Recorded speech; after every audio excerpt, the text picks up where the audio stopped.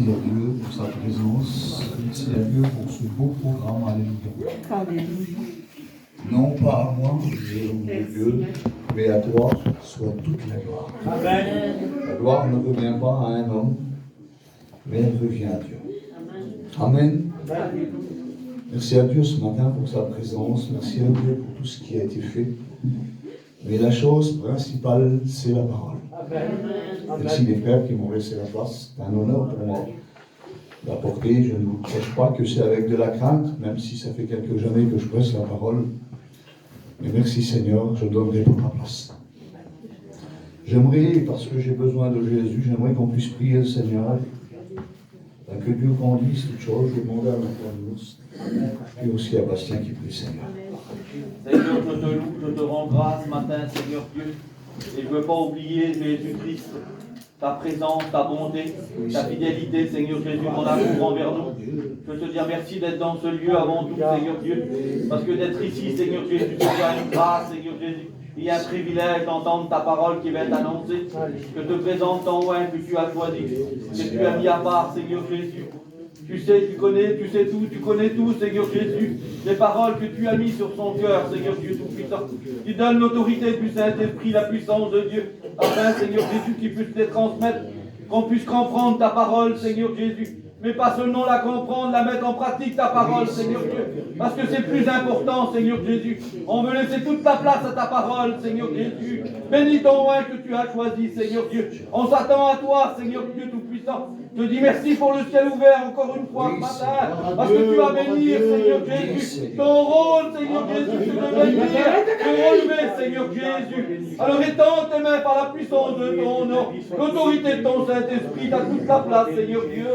Sois loué, glorifié, Jésus. Dieu, te bénir par ma Seigneur Dieu de la vie, c'est vrai, Jésus, tu vas bénir le serviteur que tu as choisi ce matin. Tu as rappelé les mots que tu as mis sur son cœur, Dieu de la vie. Merci parce que tu es présent ce matin, Dieu de la vie. Merci pour ta présence parmi nous, Seigneur Jésus. À combien nous voulons être des vrais adorateurs ce matin, mon esprit en vérité, Jésus. À combien ta présence est bonne, Seigneur Dieu. À combien, Seigneur Jésus, j'attends que ta parole me parle encore ce matin, Dieu. À toi revient la gloire, l'honneur, l'adoration, Jésus, ce matin. Merci, Maître. Amen. Merci Seigneur. Alléluia. Gloire à Dieu. Que son nom soit glorifié ce matin. Amen. Alléluia. Vous savez, ce n'est pas lorsque la parole de Dieu est annoncée, elle concerne tout le monde, encore bien plus au niveau du culte le matin. Alléluia. Puis j'aimerais le dire ce matin. Bastien, c'est pour toi. Amen. C'est pour toi. Les serviteurs de Dieu. J'aimerais vous le dire, mes frères et sœurs, c'est pour vous. Amen. Et je me le dis à moi, c'est pour moi aussi. Parce que j'ai besoin de cette parole ce matin. C'est pas parce que c'est moi qui prêche que j'en ai pas besoin. Le nombre de nos années qu'on est chrétien ne fait pas de nous, eh bien qu'on en a moins voisins que les autres. Tous les jours, nous avons besoin de sa parole. Amen. Et si Dieu eh bien, nous remplit de sa parole, c'est parce que la Bible dit que nous sommes des témoins. Et puis, il y a tellement autour de nous de personnes qui ont besoin de la grâce de Dieu, besoin d'un mot de Dieu, besoin simplement même des fois d'une présence d'un chrétien auprès de lui, même des fois sans dire quelque chose, la personne a reçu réellement ce qu'elle avait besoin. Et voilà ce que nous sommes ce matin. Nous sommes ces témoins vivants. La Bible dit que nous sommes la lumière du monde. C'est Jésus qui a dit ça. Vous savez bien qu'une lumière, mes frères et sœurs, elle fait de différence de personnes, d'exception de personnes. Lorsqu'on est sous la lumière, elle éclaire tous ceux qui sont sous la lumière. Elle ne fait pas de catégorie de personnes, on est tous éclairés par la lumière de Jésus. Et Jésus nous a dit ces mots-là. Il dit, vous êtes la lumière du monde, une ville située sur une montagne ne peut être cachée. Et il dit, on n'allume pas une lampe pour la mettre sous le boisseau, mais il dit, on la met sur le chandelier. Et elle éclaire tous ceux qui sont dans la maison. Amen. Pas simplement une catégorie ou certaines personnes, tous ceux qui sont dans la maison. Et ce matin, nous sommes dans sa maison. Et la parole encore va nous éclairer. J'ai besoin d'être éclairé par ça. Merci Seigneur. La parole de Dieu nous dit ça. Qu'un homme ne peut pas donner s'il n'a pas reçu. Impossible de donner à quelqu'un si nous n'avons pas reçu. Mais merci Seigneur, béni soit Dieu pour la grâce que Dieu nous a fait, c'est que nous avons reçu quelque chose. Nous avons reçu le plus important, le meilleur des meilleurs. Nous avons reçu Jésus dans notre vie. Alors nous avons quelque chose à apporter, alléluia. J'aimerais vous parler bien d'un homme qui a vécu une expérience en son temps, et puis c'est le prophète Élie, a vécu quelque chose de merveilleux, mais aujourd'hui, c'était son expérience à ce moment-là, mais ce matin, ce n'est plus pour lui, c'est pour nous ce matin. Vous comprenez? C'est un homme extraordinaire. On ne parle pas de n'importe qui. C'est vrai que la parole de Dieu nous parle d'hommes de Dieu qui ont fait des choses à nos yeux impossibles, incroyables. On le croit parce que nous connaissons la puissance de Dieu. Sinon, ce serait impossible de comprendre ces choses-là. Et puis, je ne vous parle pas de n'importe qui ce matin. Il est l'un des premiers grands prophètes en Israël. Imaginez-vous, c'est quand même pas n'importe qui. Et puis lui, eh bien cet homme-là, à un moment de sa vie, il va vivre une expérience, c'est qu'il va se trouver à un endroit où il y a une personne qui est morte, excusez-moi de dire ça, mais et puis il va ressusciter le fils de cet homme-là. Imaginez-vous un petit peu quelle puissance, on pourrait dire, il n'était quand même pas n'importe quoi, il n'était pas n'importe qui, non? Il était un homme de Dieu. Comme nous ce matin, excusez-moi, je le dis, et puis c'est sans prétention, mais nous sommes des hommes de Dieu. Et parmi nous, merci Seigneur, il y a aussi des femmes de Dieu. Des hommes et des femmes d'onction qui sont capables, eh bien, de se mettre dans le secret de leur chambre et puis prier leur Dieu. Et puis qu'à travers, eh bien, leur prière, à travers, eh bien, leur supplication, eh bien, des miracles se font. Alléluia. Parce que Dieu n'a pas changé, parce que Dieu reste le même. Et merci Seigneur. Puis à un moment donné, cet homme-là, eh bien, continue son ministère, continue d'avancer. C'est ce que la Bible nous demande, d'avancer. Il va se trouver face à un obstacle, face au Jourdain. Et la Bible dit qu'il va franchir le Jourdain à pied sec. L'eau va s'ouvrir, imaginez-vous un petit peu. C'est quand même quelque chose de spécial, on pourrait dire, Seigneur, c'est incroyable, ces choses-là, aujourd'hui, on ne les voit plus. Si tu crois, tu verras la gloire de Dieu. Il n'a pas changé. Nous, des fois, on change. Mais lui ne change pas. La parole de Dieu continue de nous parler de lui. Et je voudrais vous parler de lui ce matin. Parce qu'à travers cet homme, nous voyons la puissance de Dieu. Cet homme, la Bible dit qu'il n'a pas connu la mort. Incroyable, hein? La Bible dit qu'il a été enlevé dans un tourbillon de feu, dans un char de feu. Il n'a pas passé par la mort. Dieu l'avait enlevé. Et avant son enlèvement aussi, c'était un homme de Dieu. Puis merci Seigneur, je voudrais vous dire ça ce matin. Jésus vient nous chercher. Et il va venir nous enlever, nous arracher, alléluia, de cette terre de misère pour nous emmener dans son ciel de gloire. Puis après, bien des années plus tard, là je vous ai expliqué ce qui était dans l'Ancien Testament, parce que c'est un homme bien de l'Ancien Testament. On le retrouve encore une fois dans l'évangile de Matthieu chapitre 17. Jésus est sur la montagne avec ses disciples, à la montagne de la transfiguration, et puis là encore Élie va apparaître. Imaginez-vous un peu les frères. Quel homme, comment Dieu devait le voir cet homme-là, cet homme de Dieu. C'est quelque chose d'extraordinaire. Et le temps va passer, la Bible nous parle d'un homme qui finit l'Ancien Testament et qui débute le Nouveau. C'est Jean le Baptiste. Et regardez ce que la Bible dit sur lui, c'est quand même quelque chose d'extraordinaire. Il dit ça, que Jean le Baptiste marchera devant Dieu avec l'esprit et la puissance d'Élie. Imaginez-vous un petit peu ce que la Bible est en train de dire là par rapport à Élie. Que cet homme, eh bien Jean le Baptiste va marcher avec l'esprit et la puissance d'Élie. Il aurait pu dire avec la puissance de Dieu. Pas prendre modèle sur un homme. Il prend modèle sur un homme parce que c'était un homme de Dieu qui vivait la vie de Dieu. Alléluia. Et regardez mes frères et sœurs, je vous dis que Dieu n'a pas changé. Ce qu'il faisait avec ces hommes, avec ces femmes de la parole du Seigneur, il s'est passé des choses extraordinaires. Aujourd'hui encore, il est capable de le faire. Amen. La parole de Dieu nous dit ça dans le livre de Jacques, chapitre 5 et verset 17. Elle dit que Élie était de la même nature que nous. Amen. Seigneur, c'est pas vrai. Alors, ce que Élie a fait, moi je peux le faire alors. Oui. Tu peux le faire. Amen. Dieu peut se servir de toi de la même façon qu'il s'est servi de lui. Béni soit Dieu. Mais vous comprenez bien quelque chose, mes frères et sœurs, que ce n'était pas Élie lui-même, mais parce qu'il s'appelait Élie. C'est parce qu'en lui, il y avait quelque chose de grand, de fort. Et puis, il pouvait dire comme l'apôtre Paul, si j'ai réussi, si j'ai accompli ces miracles-là, parce que ce n'est plus moi qui vis, mais c'est Christ qui vit en moi. C'est pour ça que ces choses se sont accomplies. Sinon, c'était impossible de ma force à moi. Et puis, regardez ce que le nom d'Élie veut dire. Il ne se montre pas quelque part. Mais c'est pour vous faire comprendre que dans tout ce qui s'est accompli, c'est la puissance de Dieu que nous devons voir. Parce que son nom à lui veut dire ça. Il veut dire l'Éternel est mon Dieu. C'est pour ça que j'ai traversé les jours du Jourdain à pied sec. C'est pour ça que j'ai ressuscité ce jeune garçon. C'est pour ça que je suis apparu à la montagne de la transfiguration. C'est pour ça que j'ai peuplé la mort. Parce que l'Éternel est mon Dieu. Puis je voudrais le dire ce matin. Même si on vit des moments difficiles des fois. Même si ce n'est pas toujours facile. L'Éternel est mon Dieu. Il ne m'a jamais déçu. Il est toujours avec moi dans les bons, dans les mauvais jours, dans les endroits compliqués. Il est toujours avec moi. Alléluia. Je voudrais rentrer dans le message tellement important, Seigneur.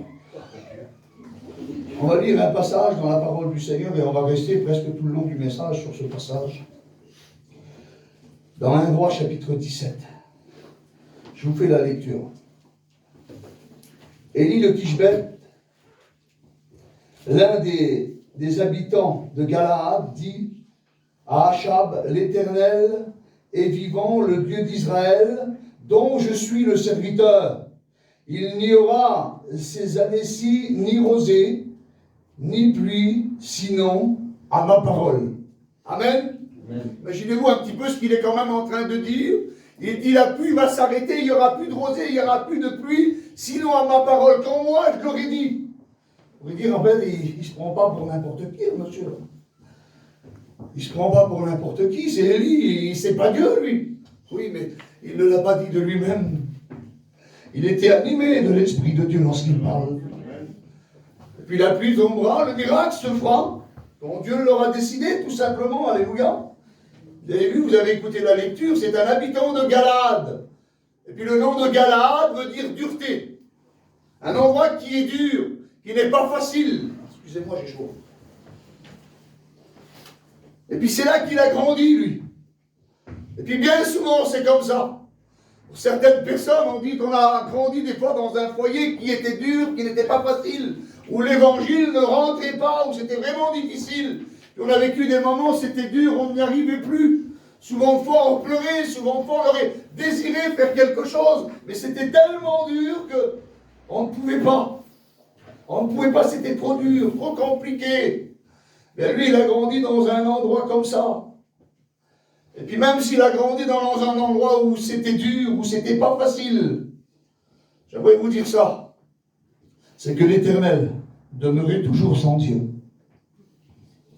Alors même si tu traverses des moments peut-être difficiles dans ta famille, des endroits compliqués, des endroits où des fois on ne devrait pas être, mais on s'y trouve malheureusement. Ben c'est parce que tout simplement Dieu a un plan pour chacun. Parce que Dieu voudrait se servir de toi tout simplement. Comme il s'est servi de lui, comme il s'est servi de tous ces hommes et ces femmes de Dieu, il voudrait se servir de chacun de nous. Alléluia. Je continue la lecture. À partir du verset 2 du chapitre 17. Et la parole de l'Éternel fut adressée à Élie en ces mots.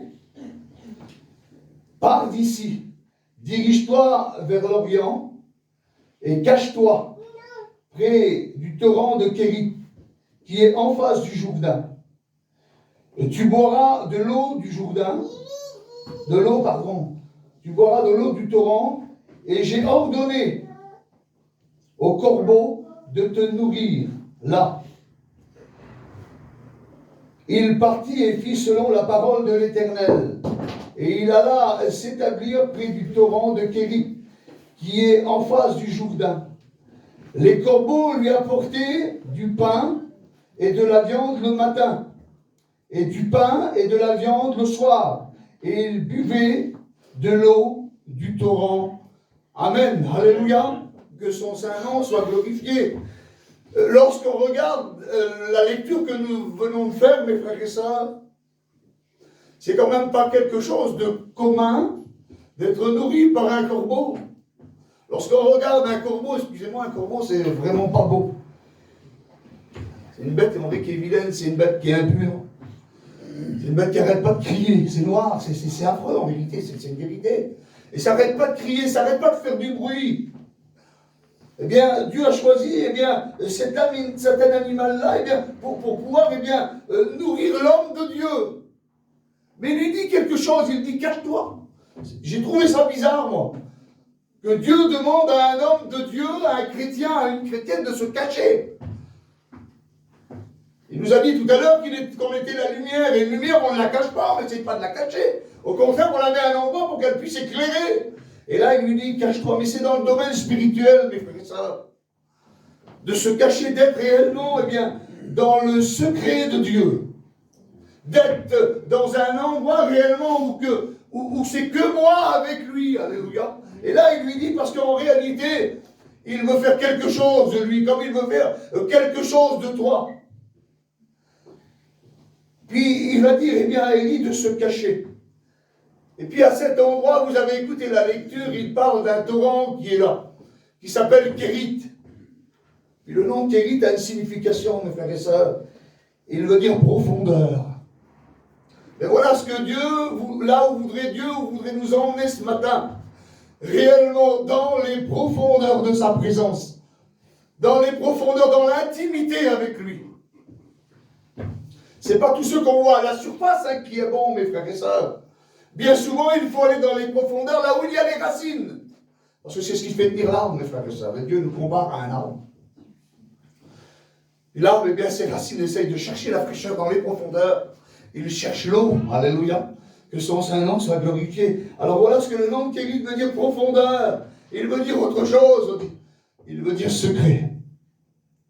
Quelle bonté, Seigneur, de rentrer dans les profondeurs de Dieu, dans la prière, dans la communion, mais réellement d'avoir un secret avec lui, d'être réellement, et parce qu'il veut dire aussi intimité, d'avoir cette intimité avec lui, là où personne ne peut, eh bien, venir mettre le trouble, là où il n'y a pas de bruit, c'est réellement moi et lui. Eh bien, Dieu voudrait ce matin que tu puisses en réalité, excuse-moi, de descendre peut-être de ton piédestal, et puis de descendre dans les profondeurs de sa présence. Parce que c'est là où Dieu veut nous emmener, mes frères et sœurs.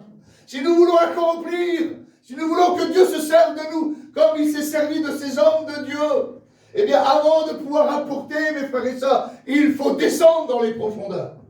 Dans sa présence, alléluia. C'est ce que je veux faire ce matin, c'est le désir de mon cœur. Et je sais que c'est le désir de chacun de nous ce matin, c'est de descendre dans les profondeurs. On perd tellement de temps, mes frères et sœurs, devant un écran des fois, ou devant des choses journalières qu'on fait tous les jours, qu'on pourrait peut-être mettre de côté, et puis se mettre dans un endroit et descendre dans les profondeurs de sa présence.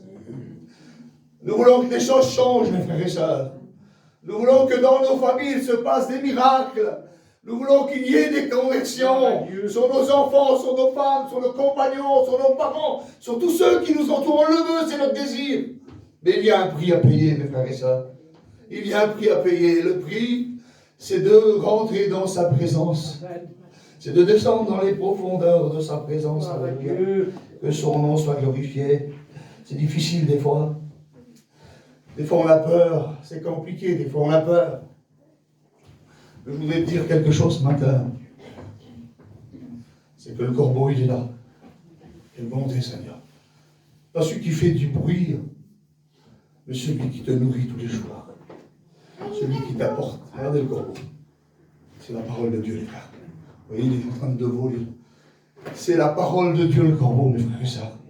C'est ce que Dieu a envoyé à cet homme. Ne regardons pas la couverture, là, mais regardons ce qu'il y a à l'intérieur. Ce que nous avons besoin dans notre vie, dans notre cœur, c'est de la présence de Dieu. Regardez ce qu'il lui dit. Il dit que le corbeau va lui apporter de la viande. Quelle nourriture solide pour nous. Quelle nourriture qui nous rend forts. Nous avons besoin de cette force, mes frères et sœurs. On ne peut pas rester toute notre vie au lait. Parce que si on boit du lait toute notre vie, on n'aura pas de force. On ne pourra pas apporter aux autres. Mais si nous sommes à la nourriture solide, à la viande, il lui apporte de la viande le matin et le soir. Cette nourriture solide, et puis il ne lui apporte pas que ça. Il lui apporte du pain. Quelle bonté, Seigneur. Jésus se présente lui-même comme le pain vivant qui est descendu du ciel. Et voilà par quoi est nourri cet homme. Et voilà par quoi nous sommes nourris, mes frères et sœurs, par le pain de la parole de Dieu. Alléluia. Puis aussi, il se désintègre au torrent de Kérit, à l'eau de la parole du Seigneur. Alléluia. Que son nom soit béni et glorifié. En réalité, il est dans un endroit où on ne peut pas être mieux, en réalité, quelque part, parce qu'il est dans le secret. Dieu est en train de faire quelque chose avec lui. Il le nourrit, il a tout ce qu'il lui faut. Et le pays où il se trouve est dans la famine, est dans la désolation, est en train de traverser un moment difficile. J'aimerais vous le dire ce matin, mes frères et sœurs. C'est pas ce qu'on est en train de vivre aujourd'hui. On ne vit pas la famine quand on regarde autour de nous. Les gens n'ont plus à boire, n'ont plus à manger, n'ont plus de cette nourriture qui vient du ciel. Ils se sont peut-être éloignés de cette nourriture spirituelle. Eh bien, Dieu nous appelle à quelque chose, mes frères et sœurs, à être des témoins, à être de ceux eh bien, qui sont remplis de la présence de Dieu afin de pouvoir apporter à ceux qui sont autour de nous. Puis c'est dans le désert, parce que l'endroit où il se trouve cet homme-là, c'est un endroit désert. C'est là où Dieu l'a conduit. Mais j'aimerais vous dire quelque chose lorsque vous regardez et que vous lisez la Bible, pour ceux qui le font, tous ces grands hommes de Dieu là ont été formés dans le désert. Ont passé tous le désert. Nous, bien souvent, on ne veut pas traverser le désert, vous comprenez bien, on ne veut pas. On ne comprend pas des fois pourquoi Dieu voudrait nous faire traverser un moment de désert. Ça m'est arrivé à moi qui sert le Seigneur, j'ai passé un désert et puis aujourd'hui je le dis et puis c'est une victoire quelque part. Ça a duré 5 ans, c'est quand même pas 3 jours, ça a duré 5 ans, c'était difficile. Puis bien souvent je l'ai dit, pourquoi Seigneur je te sers et puis que je passe par ces problèmes, par ces difficultés, je ne comprends plus Seigneur. Mais en réalité, mes frères et sœurs, c'est quelque chose d'extraordinaire. J'ai réalisé au bout de ces 5 ans, là, c'est que dans le désert, dans le creuset, là, il était toujours avec moi. Il a toujours été là pour désaltérer mon âme, pour donner la nourriture que j'avais besoin. Alléluia. En réalité, j'ai passé un désert, mais ça a été une formation pour moi. Et aujourd'hui, eh bien, j'en suis sorti encore plus que vainqueur. Il était toujours avec moi. Que son Saint-Nom soit glorifié. Puis, quand on a reçu, qu'on a compris, qu'on a passé un désert, que nous avons passé des moments extraordinaires, que nous avons vu la main de Dieu agir dans notre vie, et puis qu'on sait que Dieu veut se servir de nous, eh bien, à un moment donné, eh bien, quand on a reçu, il faut aller apporter, alléluia. Et la parole de Dieu nous dit ça. Regardez, je vais vous le lire. Vous allez comprendre, mes frères et sœurs, comment c'est important. On va lire le verset 7 du chapitre 17. Regardez ce qu'il dit. Mais au bout d'un certain temps, le torrent fut à sec, car il n'était point tombé de pluie dans le pays. Au bout d'un temps, le torrent est à sec. Et puis Élie, là, je ne sais pas, et la Bible ne me dit pas combien de temps il est resté à cet endroit-là, où il a été nourri par ce corbeau. La Bible n'en parle pas combien de temps. Mais certainement qu'il avait pris certainement ses habitudes, et puis bien souvent c'est comme ça. On prend nos petites habitudes, mes frères et sœurs. C'est facile. La Réunion, c'est facile, la Réunion, excusez-moi. C'est facile de venir à la Réunion. C'est moins facile de vivre une vie chrétienne ou une vie de Dieu à l'extérieur qu'à l'intérieur de la salle. Là, c'est beaucoup plus facile ici. Puis lui, il avait pris ses petites habitudes, là. Puis il attendait le corbeau le matin. Il avait la nourriture sans rien faire. Pas besoin d'aller chier, hein, rien. Il attendait le corbeau, là. Et puis en face de lui, il y avait le torrent, il avait juste à boire, il avait tout ce qu'il lui fallait. Puis il a dû attendre le matin, pas de corbeau. Bizarre, ça. Le corbeau, il n'est pas venu ce matin apporter de la viande. Il n'est pas venu apporter du pain. Quand j'ai voulu aller au torrent, là-bas, le torrent, il était à sec, il n'y avait plus d'eau qui coulait. Qu'est-ce que ça veut dire, Seigneur? Qu'est-ce que ça veut dire, Seigneur? En réalité, ce que Dieu est en train de faire comprendre à Élie, et puisqu'il est en train de nous faire comprendre à nous ce matin, c'est que lorsque nous avons été remplis de sa présence, que Dieu nous a donné au-delà de ce qu'on espérait, eh bien, il faut aller donner aux autres. Il faut partir de l'endroit où on est là. Il faut quitter l'endroit là. C'est bon, on a reçu tout ce qu'il nous fallait. Et puis Élie va partir de cet endroit-là. Il a compris. Parce que Dieu lui parle. Comme il nous parle ce matin. Alléluia. Et puis il va y avoir une autre étape. Élie s'en va de cet endroit-là. Il n'est plus nourri par un corbeau. C'est incroyable. C'est une autre étape. Il va être nourri, eh bien, par une femme. C'est plus pour lui maintenant, la nourriture. C'est plus pour lui la bénédiction, les frères. C'est pour elle. C'est plus pour elle, parce que c'est dans l'Ancien Testament. Et ce matin, c'est pour toi. C'est pour moi ce matin, alléluia. J'en ai besoin ce matin. Alors nous continuons, on reste sur Élie. Hein. On va continuer de parler de lui, de ce que Dieu a fait avec lui. Je vous lis un autre texte, le verset 17. Le chapitre 17 et le verset 8 est là. Écoutez ce qu'il est dit. Alors la parole de l'Éternel lui fut adressée en ces mots. Lève-toi. C'est une autre chose, hein, mes frères et sœurs. Il dit, lève-toi, va à Sérepta qui appartient à Sidon, et demeure là. Voici, j'y ai ordonné à une femme veuve de te nourrir. Amen. J'ai ordonné à une femme veuve de te nourrir. Et puis mes frères et sœurs, je voudrais vous dire ça. Quand on a resté un certain temps, puisque la Bible ne parle pas du temps là, à ce moment-là. Lorsqu'on a resté un temps dans le secret, dans l'intimité, dans la profondeur de Dieu, que nous sommes remplis du Saint-Esprit jusqu'à la plénitude de Dieu. Alors Dieu nous dit ça, comme il a dit dans le verset 9. Il dit, lève-toi maintenant. Lève-toi et va à Sérepta qui appartient à Sidon. Il dit, va à Sérepta. Vous savez ce que ça veut dire, Sérepta? Ça veut dire affiner. Vous savez c'est quoi qu'on affine? On peut affiner une lame de couteau, on peut affiner plein de choses. Et la parole de Dieu nous dit ça dans le psaume 139 et le verset 16. C'est David qui parle, il dit, lorsque j'étais une masse d'argile qui n'avait aucune forme. Il dit, tes yeux me voyaient déjà. Amen. Seigneur, lorsque j'étais inutile, que j'étais rien du tout, tes yeux me voyaient déjà, Seigneur. Vous savez, lorsque le potier prend la masse d'argile là, il fait quelque chose, mes frères et sœurs. Il ne fait pas que mettre une belle apparence à l'extérieur, de faire un beau vase. À un moment donné, il est obligé de plonger la main à l'intérieur du vase là. Et il l'affine.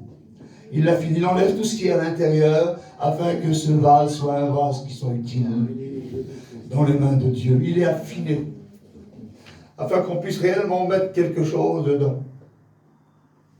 Peu importe ce que tu es aujourd'hui, la Bible nous parle de plusieurs vases, des vases d'argent, des vases d'or, des vases de terre, des vases de bois. Elle nous parle de toutes ces choses-là. Merci Seigneur, c'était un vase d'or. Merci Seigneur, c'était un vase d'argent. Ça a de la valeur. Mais ce n'est pas ce qu'il y a à l'extérieur qui compte. C'est ce qu'il y a à l'intérieur. Amen, amen. L'apôtre Paul, qui est un homme de Dieu excellent, il se compare à un vase de terre. Il ne se compare pas à un vase d'or ou d'argent, il se compare à un vase de terre. C'est ce qu'il y a à l'intérieur, le principal, mes frères et sœurs. Ce n'est plus moi qui vis, c'est Christ qui vit en moi. Même si mon apparence à moi, elle n'est pas terrible, même si des fois, je peux faire un geste ou dire un mot qui n'est pas terrible, mais ce qui est à l'intérieur de moi, c'est Jésus qui habite. C'est ça qui a le plus de valeur. Et c'est ce qui me fait, eh bien, c'est ce qui me fait et qui me pousse à demander pardon quand je commets une erreur. Vous est jamais arrivé de commettre des erreurs, hein? Ça m'est arrivé, moi. Et certainement que ça m'arrivera certainement encore, les frères. Je ne suis pas parfait, hein, j'en suis très loin. Mais tous les jours, je m'efforce. Parce que dans mon cœur, il y a le Père, le Fils et le Saint-Esprit. Alléluia, que son Saint-Nom soit glorifié. Alors c'est une autre étape, c'est une autre expérience. Et puis, c'est plus le corbeau, comme je vous l'ai dit, mais c'est cette veuve-là, c'est cette femme-là. Et puis il va dire, lève-toi. Puis des fois, nous, on n'est pas toujours prêts à se nommer. On n'est pas toujours prêt, des fois, à aller à un endroit réellement où il faudrait qu'on aille. Parce que votre prière à vous, j'en suis sûr et certain que c'est la même que la mienne. Seigneur, bénis ma vie, bénis mon foyer. Dirige-moi, conduis-moi là où tu le veux. C'est ce qu'on dit souvent dans nos prières. Et réellement, mes frères et sœurs, est-ce qu'on va réellement où Dieu voudrait des fois nous envoyer? Est-ce que réellement on est toujours dans le plan de Dieu? Je ne crois pas. Moi, je ne crois pas, parce que bien souvent, on n'est pas toujours dans le plan de Dieu. On n'y est pas tout le temps. Et il dit, lève-toi. Et puis des fois, on écoute souvent ça. Je l'ai écouté de mes oreilles. Ah oui, mais moi, je ne veux pas y aller là-bas. Ah non, moi, là-bas, la région, je ne peux pas la voir. Ah, et puis, dans sa famille à lui, là, ou à elle, je ne veux pas y aller. C'est la misère. Chaque fois qu'on y va, c'est les problèmes, c'est les difficultés, c'est la misère. Je ne veux pas y aller, et puis j'ai peur de tout perdre en réalité. J'ai peur de tout perdre ce que j'ai reçu. Et je voudrais te dire quelque chose. La Bible, elle a dit que tu étais une lumière, mon frère, ma soeur. Elle a dit que j'étais une lumière. Et puis Jésus, il a donné sa vie aussi pour eux, il n'a pas donné que pour toi. Bien souvent, on croit qu'on va être inutile, ou qu'on n'a pas les mots, qu'on n'y arrivera pas. Trop difficile pour nous. On a des fois du mal à s'exprimer, parce que dans la famille, des fois dans la belle famille, ou ailleurs, des fois c'est difficile. Ils ne veulent pas toujours nous écouter, et puis ils ne nous prennent pas toujours au sérieux. C'est difficile, on n'a pas les mots, on n'a pas cette connaissance. Et au moment où c'est plus toi qui parles, mon frère, ma soeur. C'est le Saint-Esprit qui parle. Amen. Puis si Dieu a décidé de les choisir à eux, si Dieu a décidé de les sauver, c'est parce qu'il les aime du même amour qu'il t'a aimé à toi. Et puis la Bible elle dit ça, regardez dans 1 Corinthiens chapitre 1er, verset 27. Il a choisi les choses faibles, les choses folles de ce monde, pour confondre les sages. Donc moi je suis inutile, je suis faible, je suis rien du tout. Mais il m'a choisi moi. Alors je veux le laisser diriger ma vie. Gloire à Dieu. Puis cette femme-là, elle est en train, en réalité, cette femme veuve, là, elle est en train d'adresser quelque part une prière avec des larmes. C'est compliqué pour elle, la situation qu'elle vit, c'est compliqué. Elle a un enfant, elle est dans un pays où il y a la famine, où il y a la sécheresse, où il n'y a plus rien, même plus de quoi se nourrir. Et puis elle est tout seule, elle n'a plus de mari, elle est tout seule. Elle est certainement en train de pleurer, certainement qu'il y a des larmes. Et ça vous est arrivé à vous des fois. Ça m'est arrivé à moi, des fois on est à la Réunion, mes frères et sœurs. Et puis on n'arrive même plus à sortir un mot, on n'arrive même plus à prier. On n'arrive même plus à élever la voix, on a le cœur qui est gros comme ça. Mais il n'y a plus un son qui sort de notre bouche, mes frères et sœurs. Alors vous savez ce qui se passe à ce moment-là? C'est des larmes qui coulent. C'est des larmes qui coulent sur notre visage parce qu'on voudrait s'exprimer, mais on n'y arrive plus. On n'a plus de force. Mais la Bible nous dit ça, mes frères et sœurs. Dans le psaume 6 et verset 9, que Dieu entend la voix des larmes. Il connaît la voix des larmes, il sait ce qu'il a à te dire. Alors ça fait qu'à travers la larme que tu as versée, c'est ta prière et il la connaît. C'est ton désir et il le connaît. Alléluia. Que son Saint-Nom soit glorifié. Que c'est bon, mes frères et sœurs, écoutez bien ce que je vais vous dire. Que c'est bon la cure d'âme. Que c'est bon de visiter. Je ne sais pas si vous le faites. Je disais ça à mon cousin il y a 2 jours en arrière. On visite souvent, nous. Mais depuis qu'il y a eu les confinements, là, ça a été difficile parce qu'on ne sait pas si on peut aller vers les gens ou si on ne peut pas y aller. Moi, ça ne me dérange pas d'y aller. Mais on ne savait pas si les gens réellement voulaient qu'on vienne chez eux parce qu'ils avaient peur de ce microbe-là. Comment ça a été dur, comment ça a été difficile quand on a l'habitude d'aller visiter et que d'un seul coup on ne peut plus le faire, qu'il n'y a plus cette communion avec les frères, comment c'est difficile. C'était vraiment, vraiment compliqué. Mais que c'est bon, mes frères et sœurs, que c'est bon de se visiter. Amen. Que c'est bon quand tu as rentré dans le secret et que Dieu t'a parlé d'un seul coup dans ton cœur. Il t'a parlé et puis il t'a dit ça. Tu vois le foyer là-bas? Il est en train de prier, il attend un mot. Il attend que quelqu'un vienne pour lui donner le mot. Puis d'un seul coup, le Seigneur te donne le mot à toi. Il te met dans ton cœur le mot, là, c'est une force terrible, et tu sais pour qui c'est. Et puis tu y vas. Quelle bonté, Seigneur. Tu vas toquer à la porte, et puis la personne, elle est choquée, parce qu'elle sait déjà que c'est Dieu qui l'a envoyé. Elle le sait lorsqu'elle ouvre la porte. Là. Elle te fait monter, c'est normal. Elle te fait rentrer. Tu commences à expliquer, je me suis mis à genoux, et puis j'ai prié. J'étais dans le secret, dans les profondeurs. Et d'un seul coup, le Seigneur, il m'a fait voir ta vie. Il m'a fait voir ton cœur, et puis il m'a donné un mot pour toi. Puis tu lui donnes le mot du ciel, là, d'un seul coup. Comment que la personne, elle est bénie, là. Comment que la personne, elle est relevée. Et puis comment toi, tu es encouragé. Seigneur, je m'appelle Élie ce matin. Moi aussi, je suis à l'église ce matin. Parce que Dieu s'est servi de moi.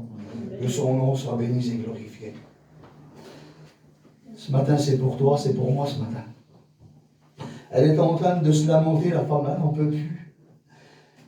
Elle n'en peut plus, elle est à bout de force. Il lui reste, la Bible dit que un peu de farine et un peu d'huile, pas grand-chose.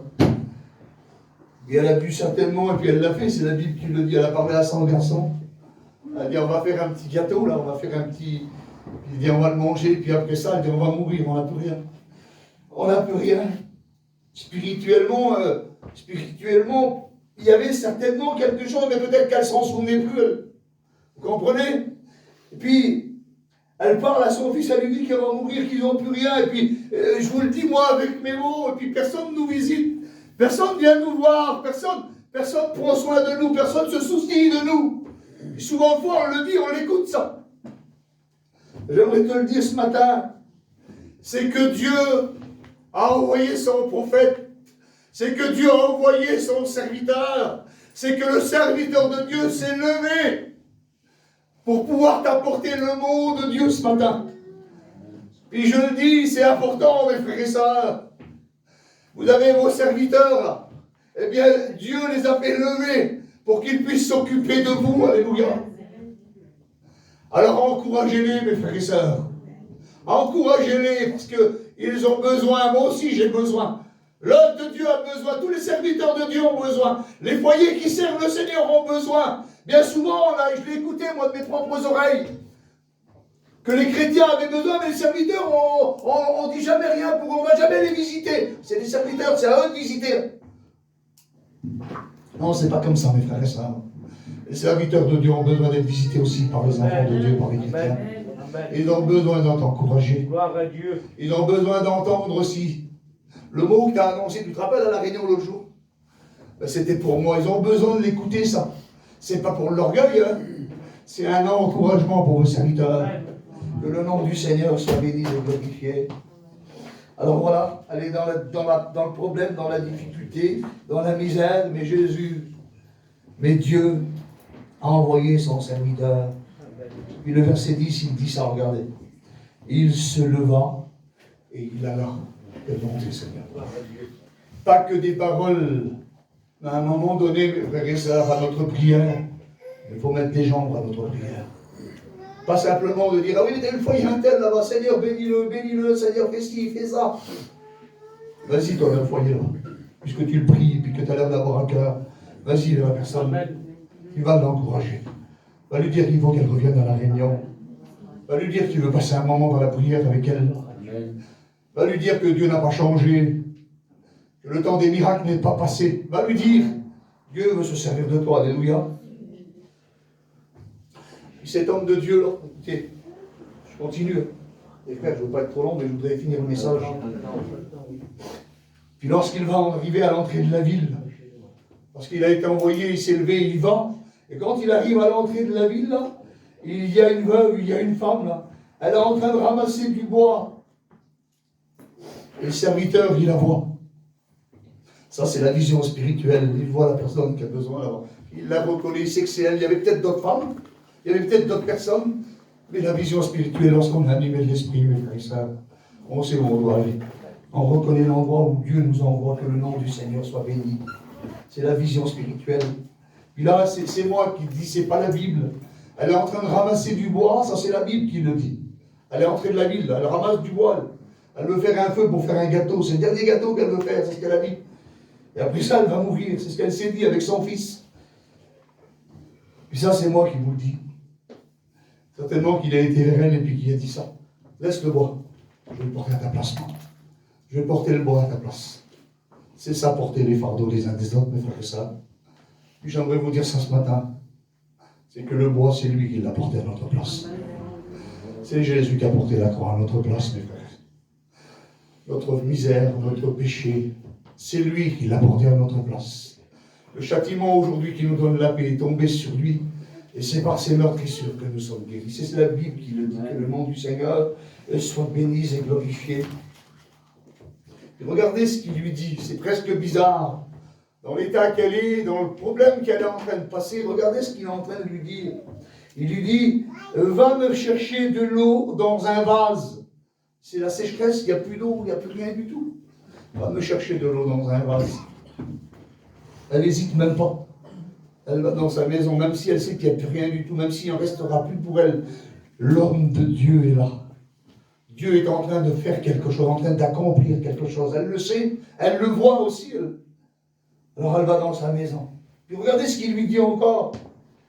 Il lui dit, donne-moi un morceau de pain dans ta main. Seigneur, j'ai plus rien du tout. J'en ai plus du pain. J'ai plus rien du tout, c'est la famine. Jésus n'a pas dit ça, écoutez bien, et c'est pour nous ce matin. Il l'a dit aux disciples. Lorsque toute cette foule était dans un endroit désert, les 5000 hommes, sans compter les femmes et les enfants, il a dit aux disciples, donnez-leur vous-même à manger. Et ce matin, il te le dit, mais j'ai plus rien. Je ne peux pas aller apporter aux autres, j'ai plus rien ici. Dans ta main, Dieu t'a donné la parole, c'est le pain de vie. Je ne parle pas d'un pain, non, on te parle de la parole de Dieu. C'est ce que Dieu veut que tu apportes. La parole, alléluia. Mais je ne suis pas un serviteur, moi, non, je sais que tu n'es pas un serviteur. Mais Dieu veut servir de toi. Dieu, dans ton cœur, il a mis quelque chose, et puis il vit dans ton cœur. Alors, va donner ce que Dieu t'a donné, alléluia. Que le nom du Seigneur soit béni. Et le verset 12, regardez. Regardez ce qu'elle lui répond. Elle dit ça, elle. L'Éternel, ton Dieu est vivant, je n'ai plus rien. En réalité, elle joue devant lui, là. J'ai plus rien devant Dieu, j'ai plus rien. Comment tu veux que je t'apporte quelque chose, là? J'ai plus rien du tout, moi. Elle touche le fond, c'est vrai. T'as pas compris que moi et mon fils, on va mourir, t'as pas compris encore, là. Comme si l'homme de Dieu ne le savait pas. Comme si Dieu ne l'avait pas averti. Et puis au verset 13, il lui dit ça, écoutez.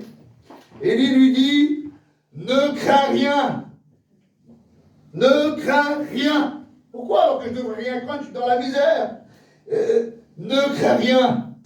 Parce que j'ai été choisi et envoyé par Dieu pour t'apporter la parole de Dieu, pour te dire que ce n'est pas terminé encore.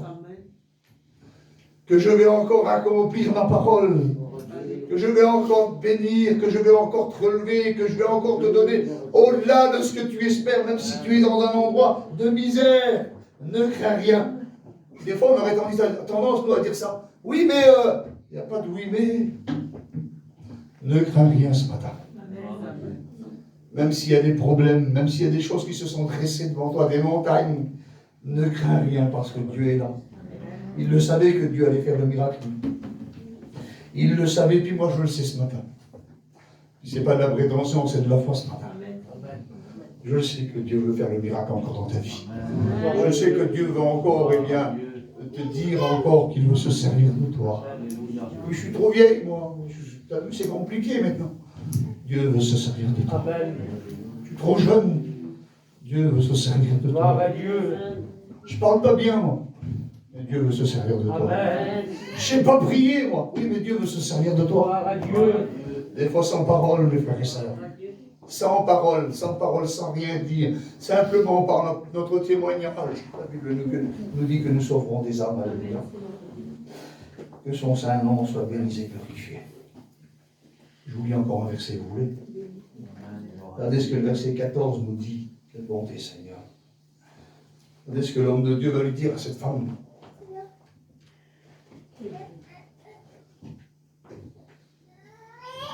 Car ainsi parle l'Éternel, le Dieu d'Israël. La farine qui est dans le pot ne manquera pas. Et l'huile qui est dans la cruche ne diminuera point, jusqu'au jour où l'Éternel fera tomber la pluie sur la surface du sol. J'aimerais vous dire ça ce matin, mes frères et sœurs. C'est aujourd'hui que Dieu veut arroser. C'est aujourd'hui que Dieu veut faire tomber l'eau de sa présence dans ta vie. Quelle bonté, Seigneur. Quelle bonté, Seigneur. Regardez ce que la Bible nous dit, j'ai terminé. J'ai fini. Aujourd'hui, la bénédiction. C'est aujourd'hui que tu reçois ce que Dieu t'a promis. C'est aujourd'hui qu'il veut se C'est aujourd'hui qu'il veut que tu sois fort. C'est aujourd'hui qu'il va mettre les paroles dans ton cœur. Parce que c'est d'abord dans du cœur que la bouche parle. Même si tu ne sais pas parler. Lui, il sait parler, il sait mieux faire les choses que toi et moi, crois-moi. Laisse-le faire à lui, laisse-le. Lui ne se trompe pas. Regardez ce que la Bible nous dit. Proverbe chapitre 11 et verset 25.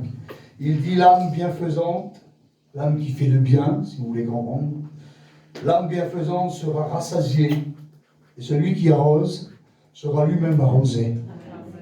Vous voyez un petit peu, mes frères et sœurs, l'âme qui fait le bien sera rassasiée. Comme Élie, là. Dans le désert, il a été rassasié, nourri. Et celui qui arrose sera lui-même arrosé. Ça veut dire que toi, tu donnes, que tu apportes, que tu es rempli et que tu apportes tout ça autour de toi, là, que tu arroses les autres, là. Eh bien, Dieu t'arrose à toi. Vous voulez qu'on prie le Seigneur maintenant? On a assez dit. On aurait pu aller plus loin, il y a des autres versets, il y a des autres points, mais ce n'est pas à force de parole, mes frères et sœurs. Je sais que Dieu a parlé au cœur ce matin. Gloire à Dieu, Je gloire sais à que Dieu. Dieu m'a parlé à moi ce matin. Alléluia. Puis ce matin, eh bien, tu veux t'appeler Élie, toi? Il est de la même nature que toi et moi. N'oublie pas ça. Tu veux t'appeler Élie? Alors merci mon frère. Alors c'est tout simple. C'est tout simple. Il faut que tu fasses quelque chose. Il faut que tu descendes dans les profondeurs. Dans le baptiste, il disait ça. Il faut qu'il croisse et que je diminue. Que je m'écrase, que je m'abaisse. Sur celui qui s'abaisse, la Bible dit, sera élevé. C'est Dieu qui l'élève. Celui qui s'élève sera abaissé. Je veux m'appeler Élie ce matin. Je m'appelle aussi Jean le Baptiste ce matin. Moi. Je veux marcher avec l'esprit et la puissance d'Élie. Je veux être un Élie ce matin. Je veux que Dieu se serve de moi. Je veux que Dieu ouvre, renverse les murs devant moi. Je veux que lorsque je me trouve devant un obstacle comme le Jourdain, eh bien, je veux qu'il s'ouvre. Il n'a pas changé, il demeure le même. Amen, amen. Je veux que lorsque je prie pour un malade, que le malade soit guéri. Gloire à Dieu. Et toi qui n'es pas serviteur de Dieu, la Bible dit que la prière du juste, elle a une grande efficacité. Alléluia, gloire Quand à tu vas Dieu. prier, les malades seront guéris. Alléluia. Comment ça, Seigneur? Tu peux te servir de moi comme ça? Oui. Je veux que les choses changent, mes frères et sœurs. Amen, amen. Je veux que Dieu vous bénisse. Je veux que Dieu vous fasse réaliser ce que vous êtes aujourd'hui. Gloire à Dieu. Des enfants de Dieu. Amen. Avec un Dieu qui n'est pas limité. Un Dieu qui est tout puissant. Alléluia. Amen. Je bénis ta grâce, ta grandeur ce matin. Je te remercie, Seigneur, pour ta parole.